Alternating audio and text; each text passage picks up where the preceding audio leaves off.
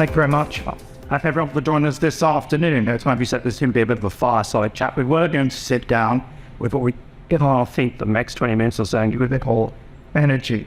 But just before we start our conversation, I would just like to actually get a bit of a show of hands. I don't know how many of you heard Jim Mellon's presentation earlier. He talked about his asset allocation. I think he had about 10% exposure to European equities.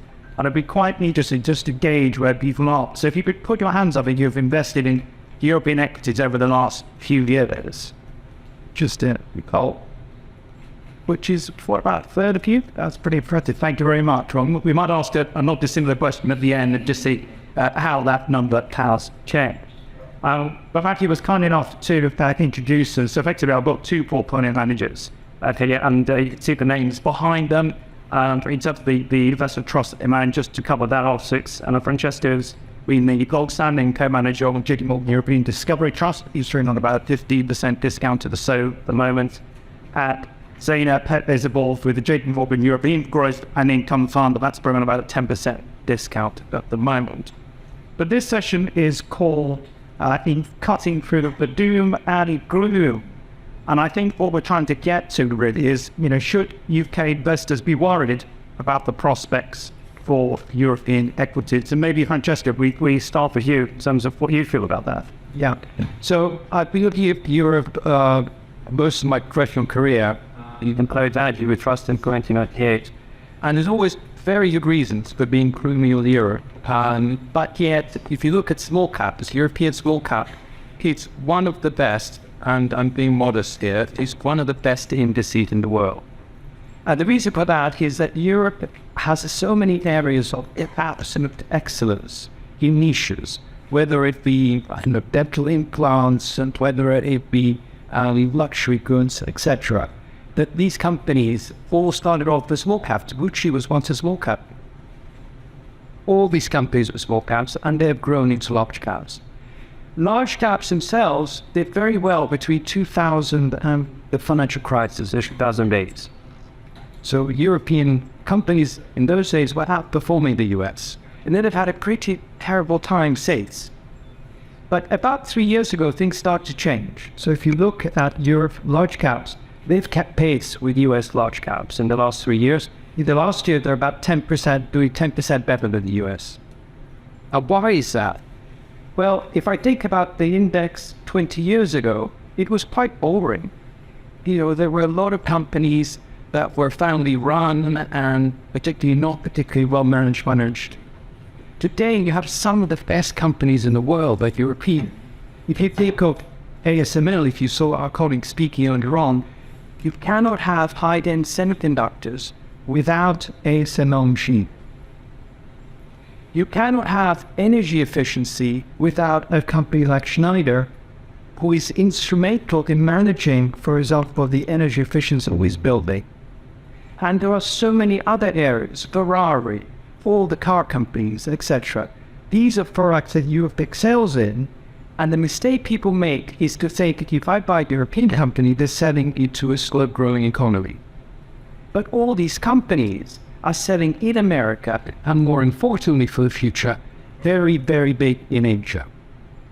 Europe is the biggest exporter to Asia in the world. And that's why I think things look so good.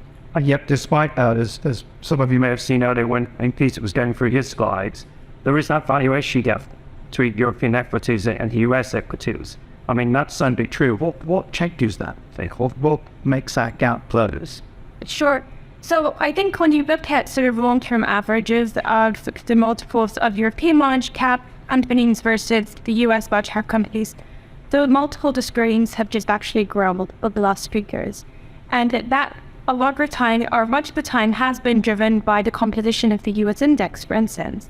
In the US, there are a lot of technology-based companies that offer to trade at more expensive multiples. And when we look at the valuation discount of European companies today versus US companies today, we're looking at a 30% discount. We haven't seen that level of discount in the last 30 years, making Europe an exceptionally good entry point for investors today. So what closes that gap between Europe and asset classes like the US? Well, a lot of the time it just comes down to the perception of companies. And, Francesco started by saying that there's been a lot of macro headlines, a lot of gloom around Europe, and therefore the European markets. But actually, when we look under the surface of what this index comprised of, and we look at the companies that represent the European index, there's a lot of fantastic themes within those companies. And not just themes, but also when we think about the characteristics of those companies, the management teams have gotten better, their earnings growth potential has gotten better, the quality of those companies have gotten better. Those are all really important when we think about investing in companies. So when we're thinking about things like financials even, and if we might come on to this a little bit later, those look really attractive to us at the moment. But even companies that you may have heard of within the luxury space, like Louis Vuitton, or a lot of the healthcare companies that address all of the issues that an aging population is dealing with today, much of those are based in Europe and are companies that have been around for several years. So I really think it's just that perception and people waking up to thinking that, it's the underlying companies that eventually will drive earnings growth for the European stock market. Well, when we think about the JPMorgan investment process, how important are macro considerations, or is it more kind of fundamentally driven, Francesco? We do everything we do is bottom up. JPMorgan having the resources we have those. We developed a software system that enables us to screen the market quantitatively. Why do we do that? Well, we do that because it's such a big universe, we want to make it smaller. And so quantitative analysis helps us to focus our attention on the companies or on a smaller set of companies. And then from that, we have about 100 analysts around the world that are specialized in sectors, in regions, and we really leverage off their knowledge base, their in-depth knowledge base, I should say, in order to decide which companies eventually go into the portfolio. So that's the kind of thing that James Cook, I think, was talking to in his presentation on the main stage earlier. Yeah. So when we think about investment style in a value versus growth, do either of you have a particular style or different approach of bias, Zenah? Sure, I can take that one first, when later Francesco can talk about his profile as well.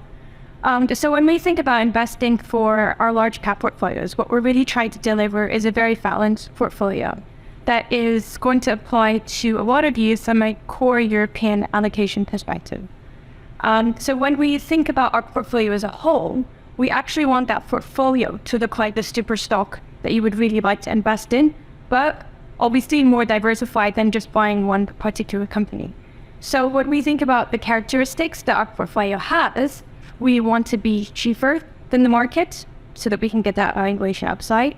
We want to have better quality characteristics than the market so that those management teams are doing what's best for the shareholders.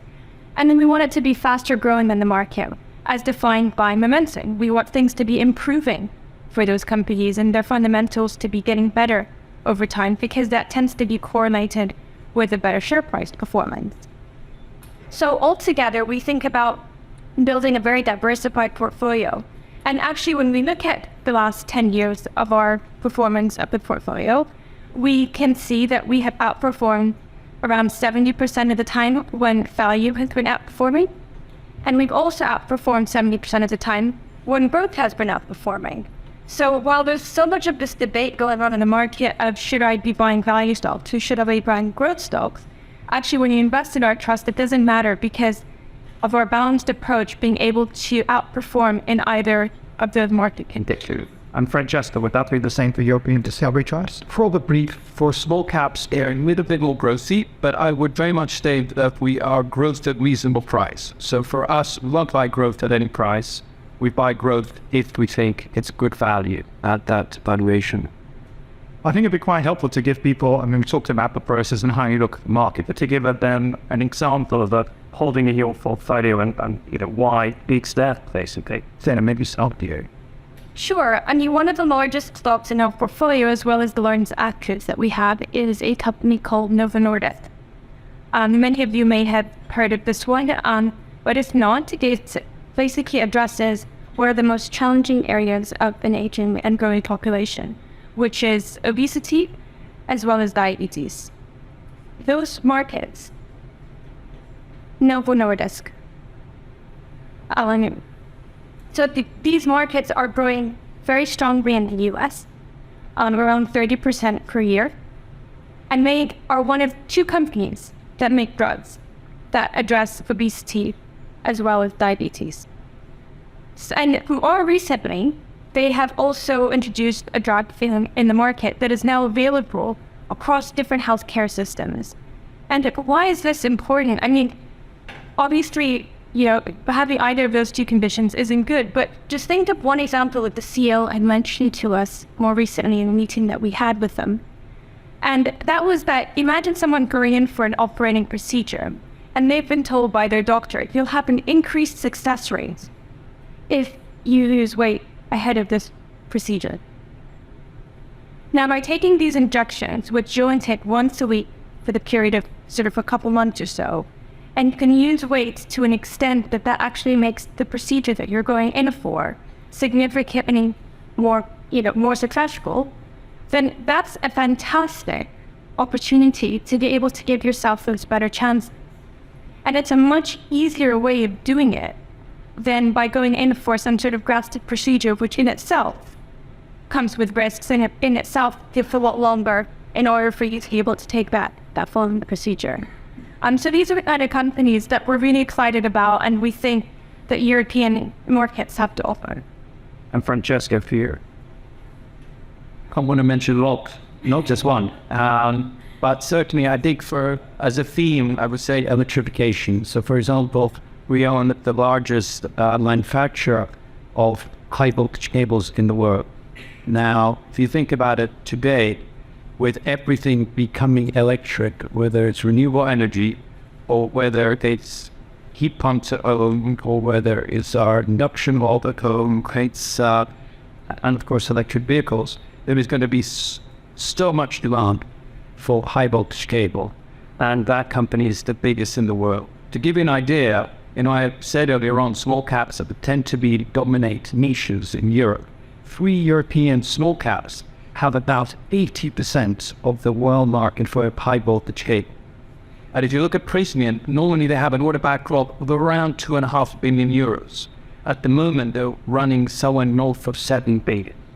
To give you an idea of the kind of demand that there is out there for high voltage cables. So we've talked about the investment process, and we're talking about some of the holdings. I think it's probably worth talking about some of the sectors that are important in Europe. But maybe, I think you mentioned it earlier about the kind of finance and the banking sector. I mean, should we be concerned about a kind of crisis in the European banking sector?